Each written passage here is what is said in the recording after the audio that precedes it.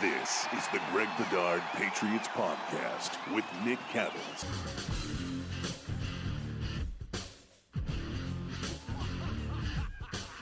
Off the heels of the 4th of July, let's talk about some Patriots football, Greg. Greg Bedard Patriots Podcast, Nick Cattles. Let's talk power rankings in the NFL, Greg. You take a look across the league. We'll look at how Pro Football Focus feels about these teams. We'll talk about how you feel about these teams. Let's first start off with the Patriots. The Patriots are ranked 19th. Too high, too low, or just about right, Greg? Yeah. So I have the Patriots at 19, and I have them in a group which basically I categorized as a lot needs to go right. And I had some other categories. I had, still building, languishing, sort of like no man's land type of guys. A lot needs to go right. Not quite there. And then true contenders. And I had Patriots, in the group with a lot needs to go right. And I had, I had them there with some good teams like the Cardinals, the Titans, the Saints are a bit of a question mark, the Dolphins and the Browns. They were all sort of in a same grouping. I just think there are too many question marks on the Patriots, a lot of those that we've talked about for a long time, for me to really see them any higher than that. I thought they've been about middle of the road, a little bit under. I mean, throughout sort of the offseason and seeing what they've done and not done. And they're counting on a lot of things, including there are a lot of things that I feel good about, or I have some optimism on the team, along with I think they'll find enough at cornerback, but I still think that's a big question mark. I think I'm worried about the offensive line, but I assume they'll figure it out at some point. I do think Mac Jones will be better in year 2, and something we might talk about, like Mac Jones all of a sudden looking really buff, even though I don't know, with internet pictures, I'm not sure whether to believe him or not, or was that like a Marvel superhero I don't know, but he's looking buff, whatever it is, and but there are some real concerns about this team, including the coaching and how they're going to take sort of the next step. So I sort of see them in the middle of the road. And, could they jump up into the not quite there yet category? Yeah, sure. They could do that. But at this point in time, Nick, and I don't know how you feel about it, but there are just too many key questions about this team, too much left to be seen and proven before I can really, believe that they're going to definitely take a step up this season. Yeah, I don't think you put this team in the top 10 because there's just too many questions, as you mentioned, especially with the coaching. We have to see how all that comes together under Belichick. So I think ranking them in the top 10 would be too high. So then you start to look at some other teams, and you mentioned some of these, the Cleveland Browns, what happens with Deshaun Watson and that big question. The Dolphins, Tua Tagovailoa, is he a legitimate NFL quarterback? He has to prove it this year. If he doesn't, The Cardinals, they look like monsters in the first half all the time of the season, and then all of a sudden fall off the cliff in the second half. How is that going to play out? So there's a lot of different teams that you can kind of mix and match in the middle of the pack, and all of them have similarities, and the similarities are the questions. You go into a season, you have a handful of questions or so about a football team. They're usually ranked in the middle of the pack. If it goes beyond that, then you start to slide down into the 20s. So, yeah, I mean, I think, 15, 16, somewhere in that area feels right for the Patriots. And they have a chance. You mentioned this. They have a chance to climb up for sure. If Mac Jones takes that big step in his second season, if they can answer the cornerback question, if they can find a second linebacker aside from Bentley who does well. But most of all, as we've talked about, the trenches. Does that offensive line stay healthy? Do they get what they should have gotten or expected to get out of Godchow last year? Do they get it this year? If they can really solidify the trenches and win me over there, then I feel pretty good about this team being better than people expect. But until I see that play out, I can't project them to do that. I just can't do it. So I think in the middle of the pack makes a lot of sense. Let's take a look at your top 5. And we'll start with the 5th team here, Greg. We've got the Chargers. The Chargers, of course, they have a lot of talent led by Justin Herbert. Dude is a stud at quarterback. Why do you have them at 5? So I think that the GM there did a tremendous job of sort of plugging their holes, and they've had offensive line issues. They couldn't stop the run worth a damn last year. Now, they are putting a lot into Sebastian Joseph Day, who's a good player. They're still thin beyond him on the defensive interior, but they added Khalil Mack to go on the opposite side of Joey Bosa. Now, Mack isn't the same guy that he used to be, but with a better surrounding cast and a guy like Joey Bosa, taking a lot of attention away, that should make him even better. I mean, it's very similar to like Von Miller going to, whether he was in LA last year with Aaron Donald or, now he's in Buffalo. They have Rousseau and some other guys that sort of can take attention away, and those aging sort of pass rushers can still get the job done with a better supporting cast, and I think they can do that. To me, I still worry a little bit about their offensive line, and to me, Nick, and I don't know how you feel about it, but to me, this is going to be a total indictment one way or the other. It's going to be a judgment on Brandon Staley as a head coach. I thought that at times he was overwhelmed last year. I think that sometimes he makes decisions just to prove how smart he is, and it's not in the best interest of the team. And maybe last year he had built-in excuses about, he needed to go for this reason. We're short here, we're short there, what have you. But now, the way they are right now and fully healthy, and with Justin Herbert, who I still think, I think the world of Justin Herbert. I was dead wrong on him coming out of college. He's spectacular. Now, he hasn't won a playoff game yet. He hasn't won much of anything, so I think he still needs to prove that. I think he's fully capable. I think it's been the surrounding cast. But they have a complete team. Can Brandon Staley push the right buttons at the right time, be the right type of head coach for this team to match the talent level? I think there are huge questions about that. And so do I feel great about having them at number 5? No, but I'm going on talent and thinking okay, they'll get enough from Staley. But I do think that's a question. Yeah, the good and bad of Brandon Staley. Look, I said this during the season last year. I appreciate that he has his philosophy and he stands by it, right? He stands by being uber aggressive. But that does not give you the license to make awful, terrible, stupid decisions. And in that final game against the Rays, what are we doing? You want to talk about just awful decisions. I like your aggressiveness. I like that you stand in front of the media and you answer the questions and you say, no, this is what we do and this is why we do it. But there are instances that you just can't always push the gas pedal. And maybe he learned that last year. Maybe he didn't. Maybe he's going to be stubborn. Like you said, maybe he's trying to prove to everybody that he is the smartest guy in the room. This roster is loaded. They've got so much talent on this roster, especially defensively. Talent-wise, you can argue, obviously top 5 like you are. No doubt about that when you look at the roster.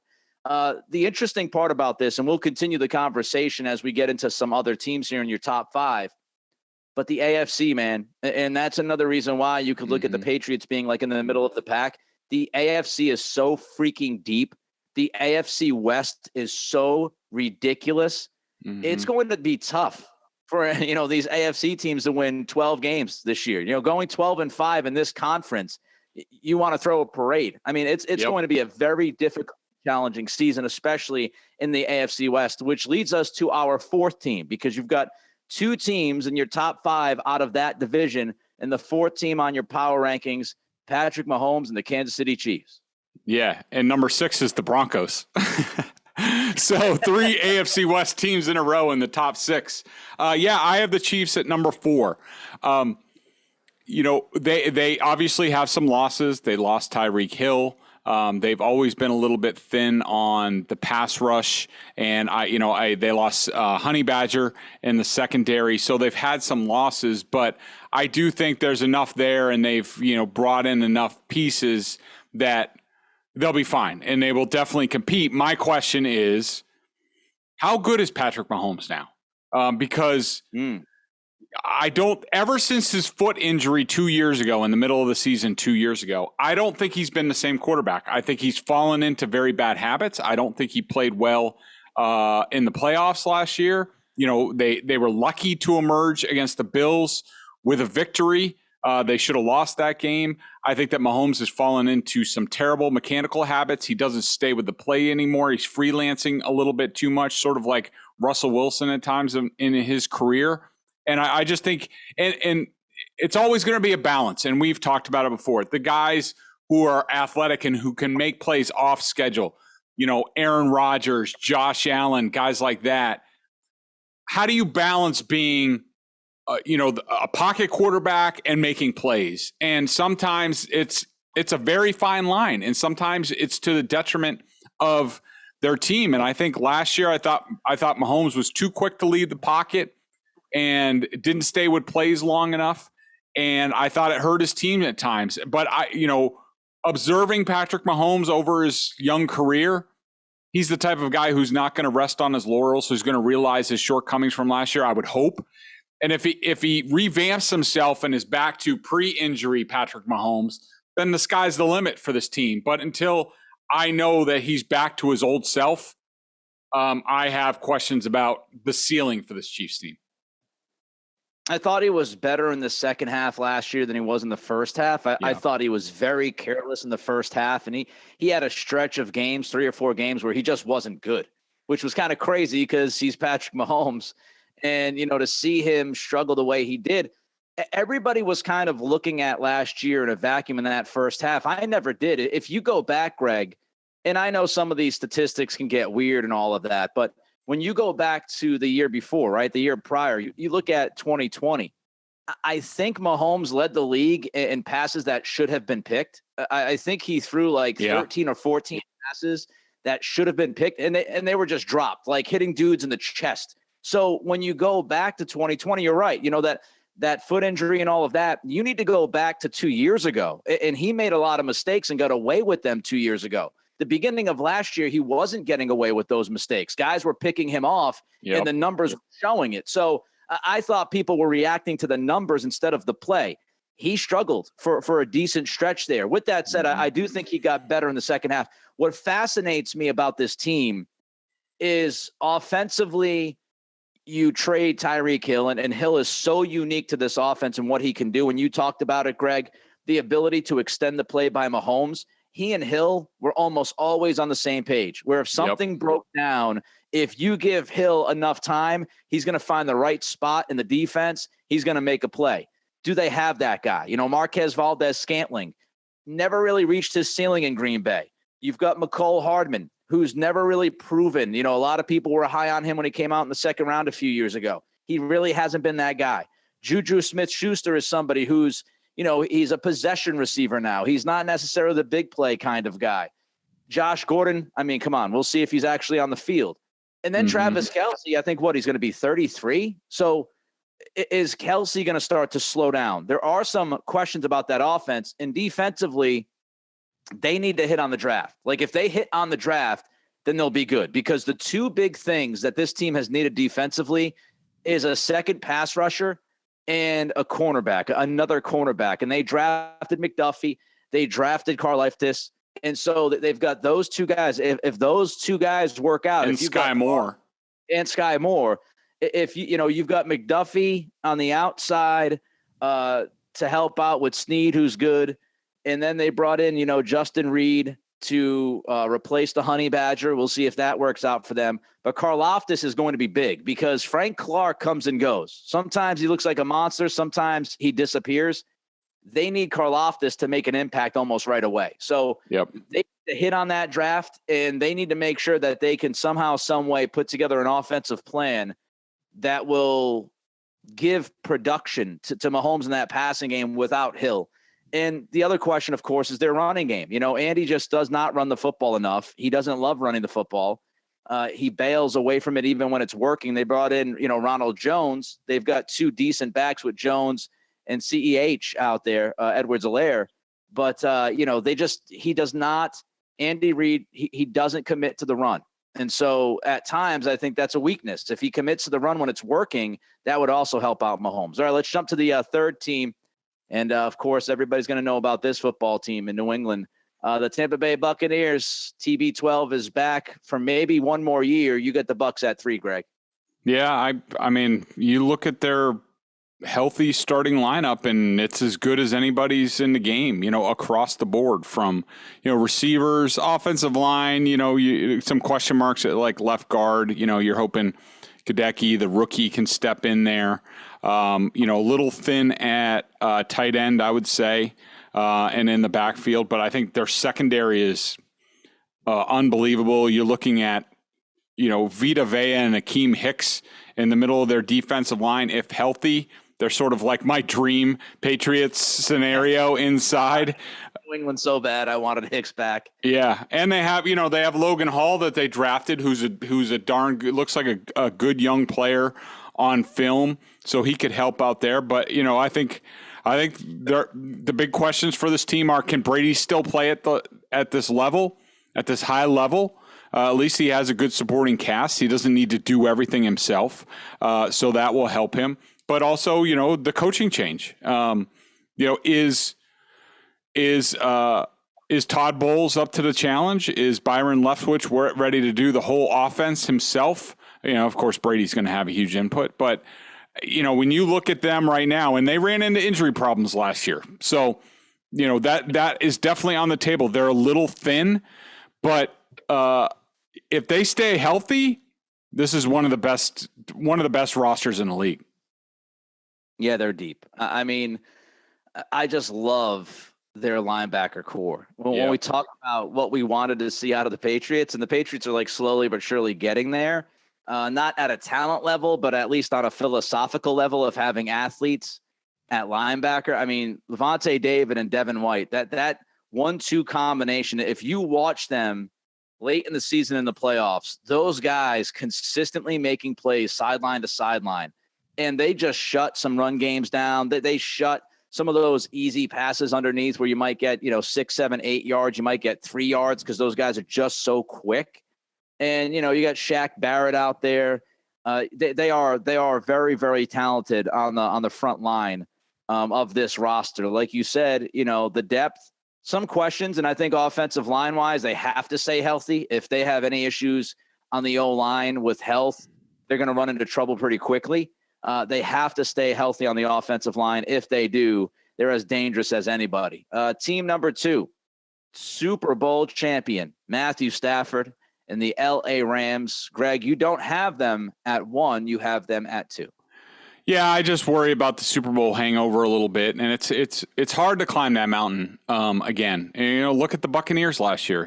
At this time last year, I was talking about them possibly going undefeated, which when you looked at their schedule, you thought they were going to threaten that. And then, things, sort of happened. But I think, they don't have Odell Beckham, but now they have Allen Robinson to go along with Van Jefferson and Cooper Kupp and, Tyler Higbee. The offensive line has always been a little bit shaky. It seems like McVay's always been able to scheme away from that. And plus, with his offense, they get the ball out quickly from Stafford.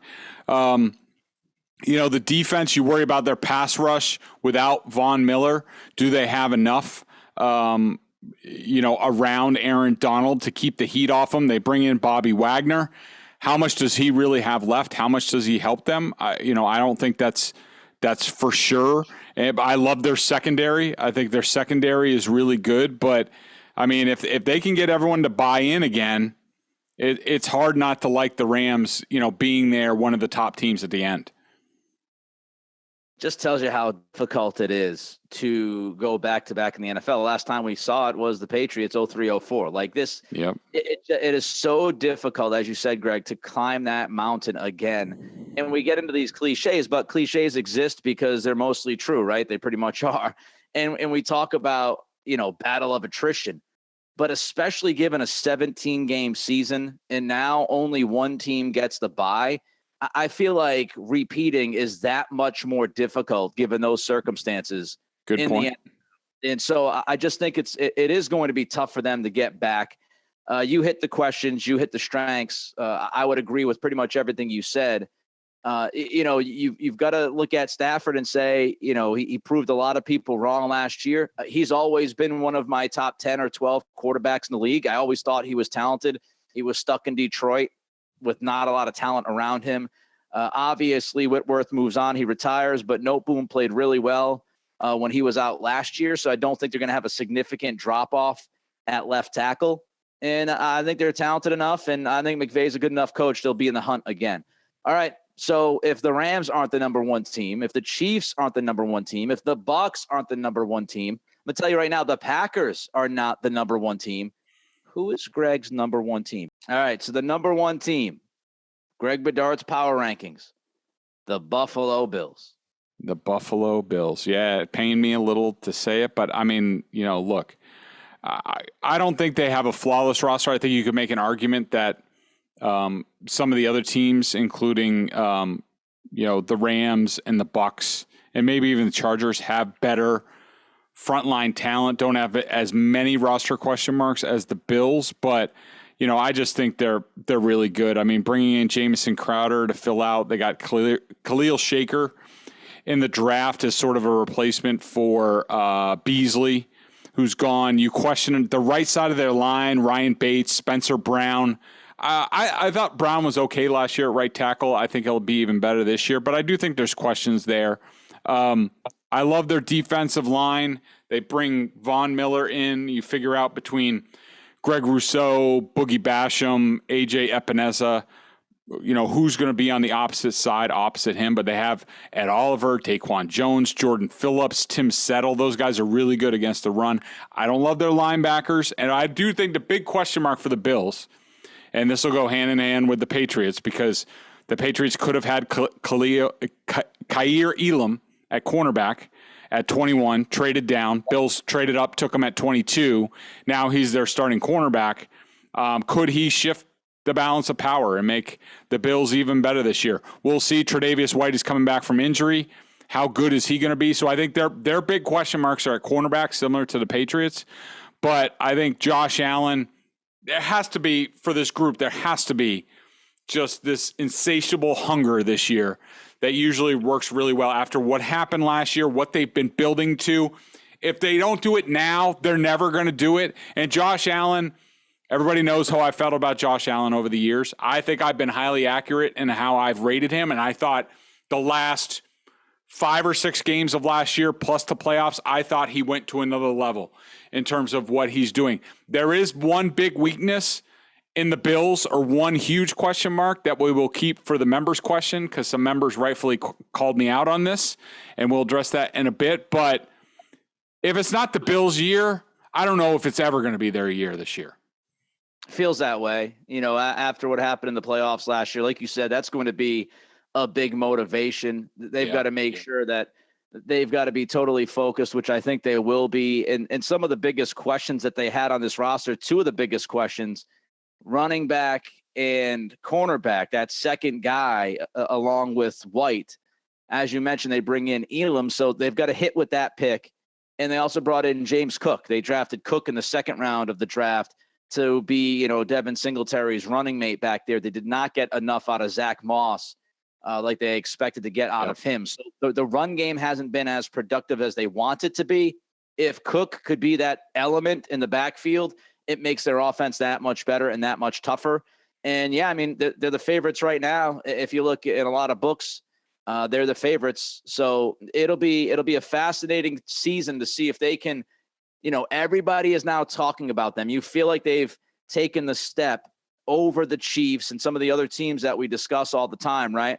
It's also fascinating, I would say, that the team that got to the Super Bowl last year out of the AFC, just wondering, they're not in your top 5. Where do you have Cincinnati, Greg? Because a lot of people would say, wait a minute, Greg. Cincinnati got to the Super Bowl last year with a very mediocre, if not bad, offensive line. They've addressed the offensive line. Where do you put Cincy? I have the Cincinnati Bengals number 10, right below the San Francisco 49ers at 9. I just think, I can't get past the fact that if Ryan Tannehill didn't choke in that playoff game, that was awful. The Bengals would have been a fart in the wind. They would have been one and done. Nobody would be talking about them. Like, let's give them credit. They knocked off the Chiefs in the playoffs, but I just think that was a bit of a mirage. I think that you look at the history of Super Bowl losers outside of the Patriots a few years ago, it is not very good at all. I think that, yes, they've addressed the offensive line, but are they really all that good? I mean, when you're giving Ted Karras, and I love Teddy Karras, and it'll be a good, solid player for them. Yeah. Is he going to make a difference? Are these guys? Is it really going to be that much better? How's the defense? I think they're very iffy in the secondary for the Bengals, and I think that they got lucky. People also forget what happened in the AFC North last year. I mean, the Ravens, between injuries and COVID, just completely fell apart. The Steelers, Ben Roethlisberger was like a corpse playing quarterback. And then the Browns had all sorts of COVID and injury issues. And the Bengals basically, got out of there, won the division just because they didn't get COVID as much and didn't have as many injuries. That's the only reason. That last year was a unicorn season for them, at least this semblance of the Bengals. I think the world of Joe Burrow and Jamar Chase, and I think they'll be good, going forward. But I think people are way overrating what they did last year. They're more like, one of those like Dirty Bird Falcons teams or San Diego Chargers who all of a sudden make this surprise run from the Super Bowl and aren't heard from for another 5 to 10 years. That's where I think the Bengals are. That division is really funky, man. Like you just talked about Cincy. What's going to happen with Cleveland? I think everybody at this point expects some heavy suspension of Deshaun Watson, whether it's a spin, whether it's indefinite. I think he's going to be out for quite some time. They have Jacoby Brissett, who would be their starting quarterback, because I don't think Baker's going back there. He was asked about that a week or so ago, and he was like, I think it's pretty much dead between us. So I don't see that happening. Baltimore is always a team that fascinates me because, I think they put too much on Lamar Jackson. And I think Greg Roman has been incredibly stubborn when it comes to what they do offensively. And they did not add at wide receiver, really. They didn't do much of anything at wide receiver. So Jackson is, he's not on a contract extension. He's got his mom and other people representing him. There's been some weirdness about his contract negotiation, where that goes. And then Pittsburgh, you got Mitchell Trubisky. What the hell do you expect from that guy? I don't know. I have no idea. So that division, again, is fascinating to me, the AFC North. I don't know what's going to come about in that division. Another question I have for you about your rankings, Greg.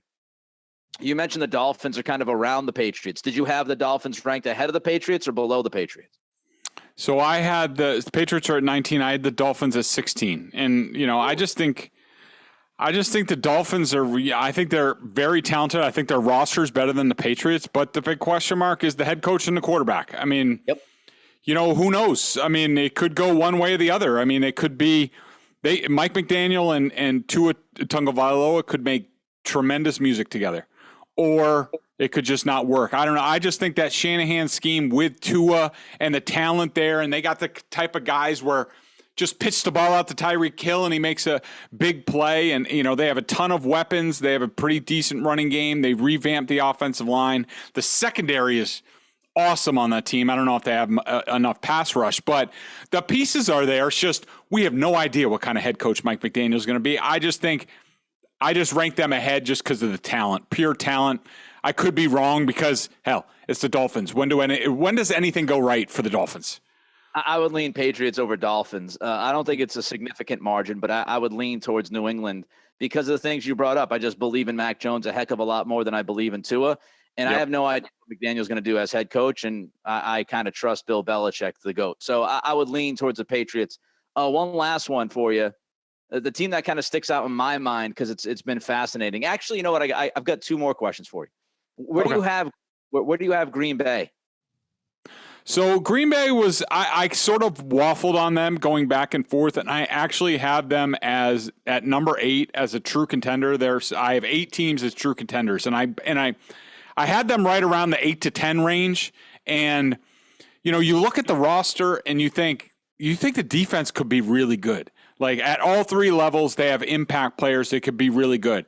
Obviously, they lost Devontae Adams, didn't replace him with much at all. The offensive line, you look at it and you're just like, I don't know how that's going to work either. But it just reminded me a lot of, the later Patriots teams with Tom Brady, where it's like, all right, the offensive line is, pretty good. We'll see. Not much for Tom to throw to. Pretty good defense. And that's the way they won. They won that Super Bowl in 2018 sort of that way with the running game. And I see this very similar, and it's just, can Aaron Rodgers do what Tom Brady did? I have some doubts on whether he can do that and shoulder the load at his age and be able to do that. But I just think Rodgers will be able to figure it out on offense, and I think the defense is going to be that good. I just think, and plus the division that they play in, I think they'll be artificially propped up a little bit, but I do think they'll be pretty good. Last one for you as far as your rankings go. You just said you've got 8 contenders. How many of those are from the AFC? How many from the NFC? So from the AFC, I have the Ravens, Broncos, Chargers, Chiefs, and Bills. So what is that? 6 teams? 5 teams? I think 5, 2, right? 3, 4, 5. Yep, 5 from the AFC and 3 from the NFC. So interesting. 5 and 3. Before we get to the question of the day, I just want to kind of veer off another path here. And Greg, you wanted me to bring up a couple of things here and Cattle's Corner, so to speak, on this podcast. Yeah. And I feel like, we talked about the Celtics towards the tail end of their run on this podcast. Just kind of your thoughts. I want to know how you feel about the Malcolm Brogdon, Danilo Gallinari additions. You feeling that? Yeah. Now, just to preface this, I've been out of the country in Montreal coaching softball over the weekend, and sightseeing a lot more than I thought I would. So I have kept tabs. I haven't really dove into anything and as far as the numbers, and I'm sure you guys have like net ratings and stuff like that. But I will say, I really like what Brad Stevens has done. I mean, I think that Brogdon's the type of guy. It'll be interesting to see how the mix goes with Marcus Smart, and I don't know if there's any whispers about like, does this mean he's on his way out, or I don't know. But I like Brogdon as sort of a guy who can create and really help out the offense, and I think the shooting that they inputted, I think can only help. I mean, I really seem like they attack the weaknesses on this team, or at least to make them a little bit more well-rounded, and I really like what they've done. I assume you did. Yeah, I mean, look, first of all, Brad Stevens has been really good at his new job. I mean, I think you go back to his first trade with the Horford Kemba thing that worked out perfectly. He brings in Derek White at the trading deadline. Some people will be upset about that pick in like 2028 when they can swap, because what will the Celtics look at like at that point? But Derek White helped them get to the finals. There's no doubt about that. Did he tail off? Yeah, he tailed off. But without Derek White, I don't think you get to Game 6 of the NBA Finals. So that was a good move, I thought. And I like Gallinari as a depth piece, as like the 9th or 10th guy in this rotation, somebody who can play the 3-4 and knock down shots for you, which was, desperately needed. I think Gallo's a better passer than people give him credit for. He's not a very good defender, but when you have the pieces that they have, you can get away with one guy who doesn't defend that well. You can survive that. And for Brogdon, I mean, my goodness, of course, everybody will bring up the health, and that's a significant concern. It's the one caveat to this trade, which is, if he doesn't stay healthy, then what do you? But honestly, you didn't give up anything. You gave up Tice, you gave up Nesmith, you gave up a top 12 protected pick. And if the Celtics do what a lot of people think they'll do, that pick will be in the mid to late 20s, if not 30. So you didn't give up anything. And Brogdon is a perfect fit. He's the playmaker. He's a guy who is incredibly efficient out of the pick and roll.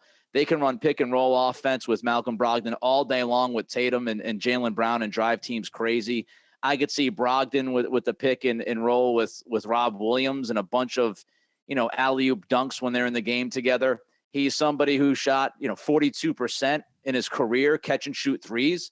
Again, if you're going to have Tatum and Brown and some other guys create at times, Brogdon's one of those dudes that you can't leave. And that's vitally important. They can space the floor a little bit better with him. In defense, he's 6'5". He can defend probably 1 through 3 on the floor. He's a really good defender. So, I mean, he just really does check all the boxes, as they say. I know that they came out and quickly leaked out that Marcus Smart is still going to be the starting point guard of this team. Mark Murphy tweeted that right after the trade, saying, nope, Marcus Smart's going to be the starting guard. And apparently Ime and Brad still want to roll with the double big lineup of Horford and Williams. But I do think, people are, if you look at the minutes, Horford's going to probably play, I would guess, 20 to 25 minutes this year. Like he's going to be 36. You want to try to save his gas tank for later in the season. He might not play back-to-backs, which makes Gallinari that much more important. So, I think you look at Rob Williams. I don't think you can play the Time Lord 35 minutes a night because of his injury history. So really the only spot on this team that I see that needs to be addressed immediately is backup center because of Rob's minutes. But you can also tinker with that because you can play Al at the 5. You can play Gallo at the 4. You can play Tatum at the 4. You can play Horford at the 5. So you can play Grant Williams, small ball 5. So you can kind of mix and match as well. They just have a very, very versatile group with a bunch of good defenders, and now they've improved the shooting. So they, along with the Milwaukee Bucks right now in Vegas, are the favorites to win the title as of right now, which, of course, will lead us to the whole Kevin Durant thing. And, I did want to ask you before we move on, the Celtics have the pieces, Greg, to make this trade. If Brad Stevens wanted to make this trade, Jaylen Brown, in my assessment of looking around the league, he's one of the top probably 2 or 3 guys that would be available to the Nets in a trade. So if you were Brad Stevens, would you trade Jaylen Brown in pieces for Kevin Durant? Durant has 4 years on his contract, by the way. Woo. Boy, that is a tough, loaded question right there. My initial thoughts are, holy man, that's tough. My initial thought is no. I think that the Celtics showed that they have the potential. They have to grow into it. I think that Jaylen Brown is the type of guy who I've always been impressed with, that we all know his, ball handling had issues in the postseason. I'm sure he'll attack that all offseason. I'm sure he'll be much better for it. I know Tatum, I'm guessing, will be much better and learn from the postseason experience. And, hopefully Rob Williams stays healthy and this isn't like a long-term degenerative knee type of thing that takes him out of it. I like the group as is. The only guy I would subtract is Marcus Smart. I'm sorry. I think he gets in the way too often. But outside of that, no, I'm keeping the group together. Durant, his body type, his age, I don't know if he's ever going to stay healthy. I don't think he was healthy in the playoff series against the Celtics. I just think I think you're asking a little bit too much, and I don't want to break up the core. It's so tempting. It is, because the other side of that, to play devil's advocate, is Kevin Durant is still seen as a top 5 or 6 player on the planet, and I honestly don't think there is a team that could stop Jason Tatum and Kevin Durant. I don't think there is any team on the planet right now that is, you might argue possibly Paul George and Kawhi Leonard could possibly, defend them as good as anybody. But man, Durant and Tatum 1-2 combination is, I think, just incredibly deadly offensively. And they're both really good defenders too. And Durant's a really good playmaker, and you look at that and you say, well, Durant's 4 years, his contract. The one thing that I think none of us know that plays a big time role in all of this, Jaylen Brown's intentions. He's coming up on free agency in 2 years. Zach Lowe at ESPN said that, kind of the word around the league is that Jaylen really wants to test unrestricted free agency. If you feel like Brown could leave, does he still does Jaylen want to be the number 2 guy for the next 10 years? Or does he want to go and prove to the world that he can be a number 1 guy on a good team? He's had, he's had comments about the Boston media and, some of the Boston fans on Twitter. He liked the tweet about everybody's trying to trade Jaylen Brown, or if Celtics fans don't respect Jaylen Brown enough, and he kind of liked the tweet. So there are some questions if Brown wants to be here long term. So I think that is something that Stevens and Ime have to talk about, because if you think Brown if he's a flight risk, then I think you make this deal. If you feel like it's more likely than not that he's going to leave, then you have to look at this. Now, if it was me right now, I think I lean towards keeping the core intact and seeing if you can win a championship this year. And then, you kind of go to Jaylen Brown, you have conversations with him once this season is over, because he would have 1 year left on his contract. The final thing I'll say about the Brogdon trade, because I think it links in with all of this. What Brad did was very smart, because not only does it improve the team right now and make them title favorites, according to Vegas, and we'll see, if Durant goes to Phoenix, that will change the math. But right now, they're seen as the favorites with the Bucks. Long term, it also makes a lot of sense, and I'll tell you why. Because if Jaylen Brown is going to leave, let's say you get through this season, whatever happens next year, you get into next summer, and that Brown is likely going to leave. Well, now you have other contracts and talent to put with Brown to pivot and bring in another big name. So let's say Zach LaVine doesn't work out in Chicago. Let's say Bradley Beal doesn't work out in Washington. You get in the next offseason, and those are just two names. You can come up with a bunch of other names, but now you can combine the contracts of Jaylen Brown and Marcus Smart, or Jaylen Brown and Derek White, or Jaylen Brown and Malcolm Brogdon. You can combine those contracts with a couple of picks and quickly pivot and bring in another stud. So if you lose Brown, you can quickly replace him with somebody as good, if not better. So the contracts that they have, and I think they'll also sign Grant Williams to an extension, they're going to have 5 or 6 contracts that are in the double digits per season, which makes it very, very easy to then pivot and make that move. So I think that's another piece of that trade that not a lot of people have talked about enough. It gives them some flexibility moving into the future, as well as making them better right now. One last thing that I want to ask you about before we move to the member question of the day. Bruins, they have a new head coach, Jim Montgomery. I know you're a hockey guy. Any thoughts on Montgomery replacing Bruce Cassidy? Not a ton. I mean, everybody knows I'm Team Bruce, and I hated that they got rid of Bruce because I thought he was a great coach and tough love. I just, my main comment about the Bruins is, and I'm just getting back into it, so I don't know what's real or just perceived, but there's been some mentions about Krejci maybe coming back. DeBrusk reportedly rescinded his trade offer. Bergeron is now back, now that Cassidy's gone. And I'm just very disappointed in the direction of the Bruins. I think that it looks like they are whiny and entitled and didn't like being called out and this and that. And also, look, I can understand that. And it's a different generation of players, and I understand that. But what I'm disappointed in is the front office, and that they're basically buying into the whole Harry Sinden, Jacobs thing. Hey, just make the playoffs every year and you can keep your job type of thing. I mean, really, David Krejci? I mean, did you watch the Stanley Cup Finals? Did you watch the Colorado Avalanche and all the young talent that they have on their team? Did you watch the Western Conference Finals at all and say, do those teams even play the same hockey that the Bruins do? Like other teams, they have young talent, Cale Makar and Nathan McKinnon and all these guys. I mean, even Nassim Kadri goes over and is, all world for the Avalanche. And the Bruins are talking about bringing back David Krejci as like the answer to their prayers. I mean, what planet are we on? This team needs a serious to the studs rebuild, cash in all the chips that you can. I love Marchand, I love Bergeron and all these guys, but they're not going to win anything here. They're delusional if they think they're going to make another run. They don't have the depth. They don't have the talent. Like, just trade what you can, get draft picks, suck for Connor Bedard. Go Team Bedard.